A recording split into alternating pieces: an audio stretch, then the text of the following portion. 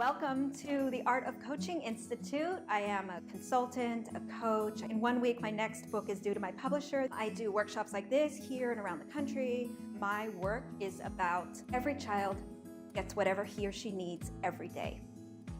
Coaching is a reflective practice. It happens in conversation.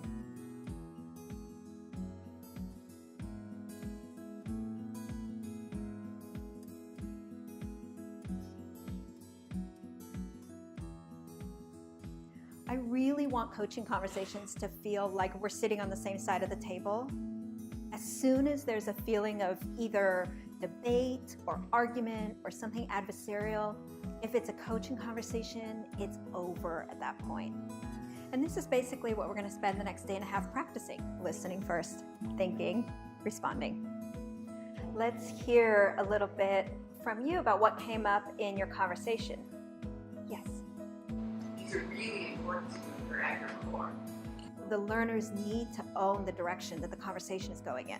You have a document in your packet called Listening to Your Own Listening. It has some columns, and go ahead and read through those. In the margin, you can put a little star by the ones that you know you sometimes take. Where does your mind go? You need to reflect back that you were hearing. It helps your mind sort and listen and process and not check out. So many of you may have heard these sentence stems before, been familiar with them. They are deceptively simple. They're really hard to master and to know when to use. And you're going to take turns, each of you being the listener and the speaker.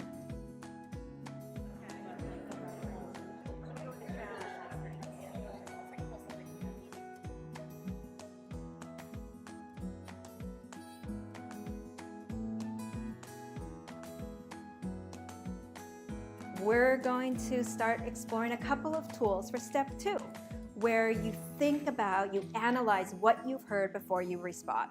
You're going to do 2 readings. The first one is going to be a structured discussion. The second one will be unstructured. Start by reading the article, and then I will group you into trios and give you some instruction on how to go about the discussion. Tony is going to be a 7th grade social studies veteran teacher. You know, I've been doing things this way for a really long time. People who have done some coaching trainings have heard about this idea of mirroring. They're just all suggestions, and you need to think about whether it really works for that person. Because when I first heard that and started doing that and was working with people who were in heightened states of anxiety, it occurred to me right away that actually mirroring what they were doing was not useful. That was not going to be helpful.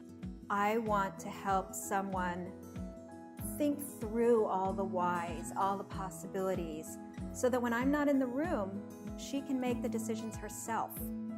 And these are decisions that will further the learning and achievement of every child every day. Coaching is a strategy for learning.